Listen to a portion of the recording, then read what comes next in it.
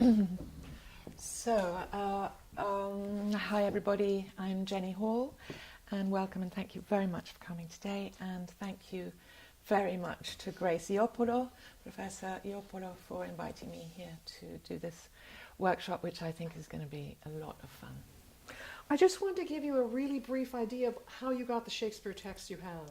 And this is something Jenny already understands as an actress. And one of the exciting things about Jenny is that she was trained in her father, Sir Peter Hall's methods of verse speaking, which are pretty astounding. But the way we don't really know a lot about how Shakespeare's text got written or printed, except we know he wrote them mostly on his own. Beginning of his career, end of his career, he was a co-writer. But for the most of his career, he wrote on his own. Took him maybe 6 to 8 weeks to write a play. We have some records about how fast people wrote. We think he wrote 3 or 4 plays a year. He would write a play in manuscript form, and then it would go to the censor. It had to be censored. The censor would make cuts, not additions, and then it would go back to the playhouse. And they would have a master book called The Book, and they would copy out actors' parts. Actors were never given the whole script because they could sell it. This is an age before copyright. So they would have their lines and the cues. There's only one existing actor's part from the period. It's among Edward Allen's papers at Dulwich College, and I've digitized those on the Henslow Allen website. So it's the only sample we have, but we know he had the cue lines and his own speeches. When they came to print them, then anybody owned them. There was no copyright. What we find interesting about Shakespeare's text is some of them, half of them were printed during his lifetime in what we call a quarto, and I'll show you a bit of that later. After he died, his fellow actors put together a huge collection we called the First Folio of almost all his plays. There are 2 that are not in it, because they may not have had copyright to put those in. Then they descend to us. And what editors do, I'm an editor, is you go through a text and you say, this doesn't make sense, I need a comma, I need a whatever. One of the things that Jenny and her father discovered is if you remove all that modern overlay on the language, it becomes much more interesting and much more easy. So we'll let Jenny talk to you about that, and then we'll do some scenes. So, thank you, Grace. I can't actually claim to have discovered very much myself. I mean, this method of reading Shakespeare and speaking the verse is something that my father taught me, and I have to say, 3 weeks rehearsal in, I was so furious about it, I wanted to kill him. And I'm not the only actor who has felt like that, because it's a little bit counterintuitive to actors in a way, in the sense that it's a method of breaking down the verse as if it was a musical score. I don't know if there are many of you who play music or sing in choirs, but you know, if it's a piece of Bach, you know, if it's a triplet, it is a triplet. And you don't break it up and breathe in the middle and kind of wonder if you're actually going to do the last. No, you do a triplet. And it's the same thing with Shakespeare's verse. He tells you where to breathe, he tells you where to speed up, he tells you where to slow down. He tells you when a character is fighting against the form of the lines and the structure, the formal structure of the verse, the iambic pentameters. When the character is breaking the form, then you know it's a sure signal that there is an enormous amount of emotional energy going on. And you, as the actor, are entirely free to figure out why, right? Shakespeare never writes, I'm right, aren't I, Grace? He never writes slowly, you know, this person is pissed off or whatever. You are free to decide why the verse is in this uncomfortable position. So my father taught it to me when we were rehearsing The Tempest, and I was playing Miranda at the National Theatre. I have to say that I thought, before I started working with him, that I was pretty good at Shakespeare. Because I'd grown up in Stratford-on-Avon. He was co-founder of the RSC with his great friend John Barton. And so I'd watched all these rehearsals, all these productions. I'd then been to school and I studied Shakespeare plays. I then went to Cambridge, studied more, acted in some, then I became an actress, and I did like 3 or 4 productions of A Midsummer Night's Dream. For some reason, everybody cast me as Helena, which was, no pain for me. It's the most fantastic part. And then I played it at the National Theatre for 2 years, I think, a production that Bill Bryden did, which was amazing fun with Paul Schofield, and it was a privilege. And so I thought I knew what I was doing, and then my father cast me as Miranda in The Tempest, and I realised I didn't know anything. So it's really a system that has been handed down in the theatre. My father didn't invent it. John Barton didn't invent it. I don't know if you've read, my father wrote a book about it. It's very slim and short. It's all in that book. And he didn't invent it. Basically, it's been handed down through the great actor-managers in the theatre since Thomas Betterton times.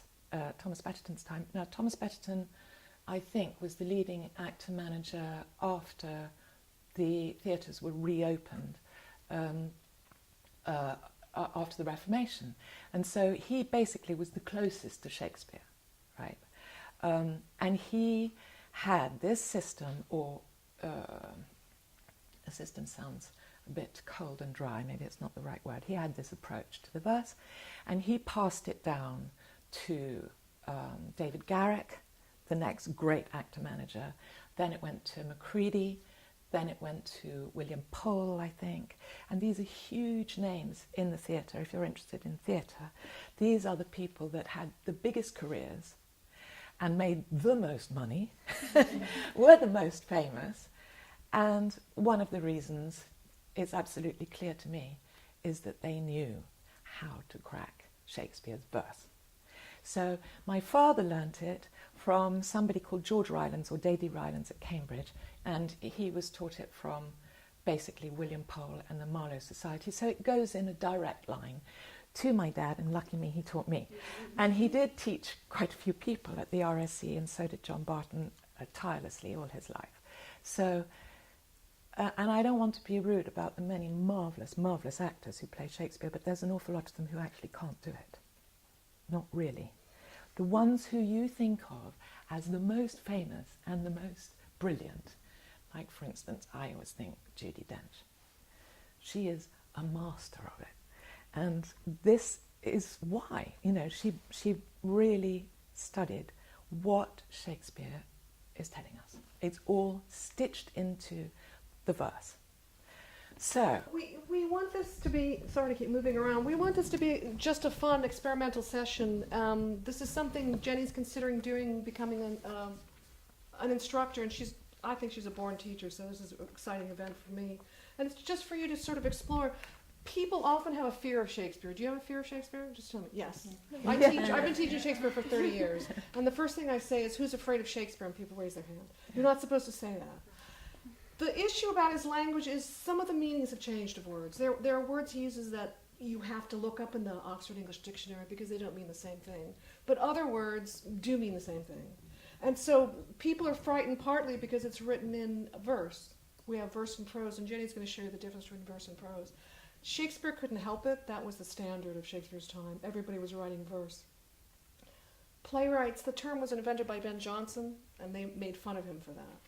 They were poets. They called themselves poets. So a playwright is a poet. So he thought of himself, in this time was only man, as a poet.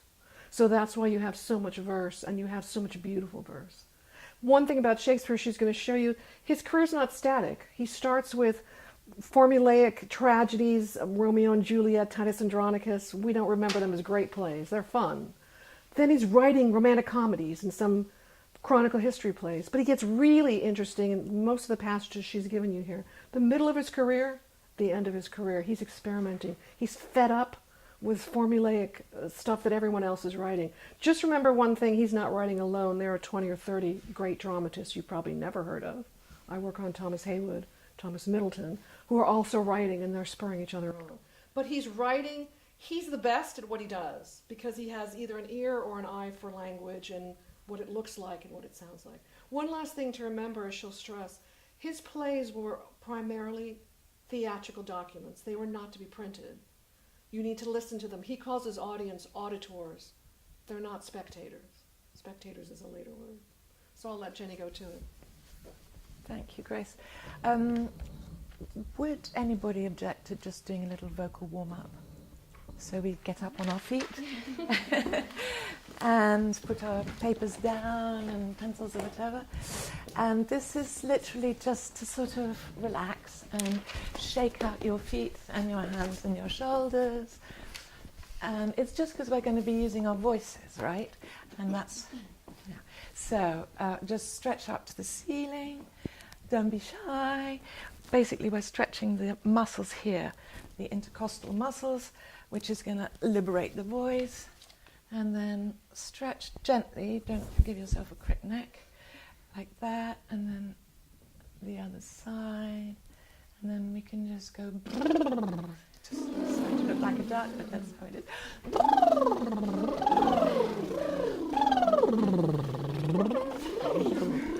Okay, that engages your diaphragm, which is what you need to project.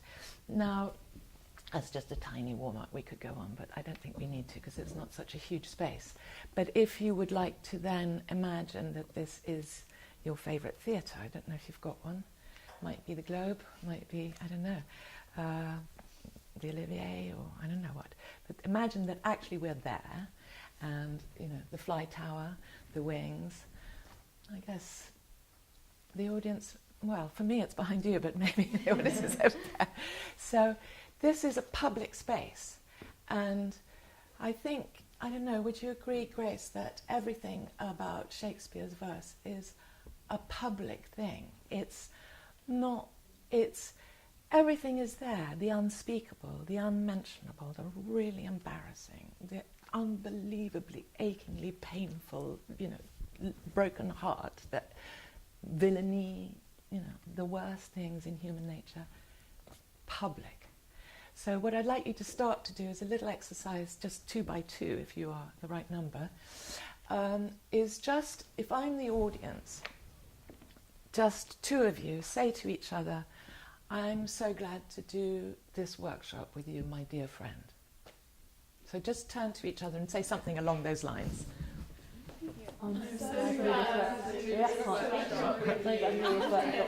Okay, all right, I'm the audience.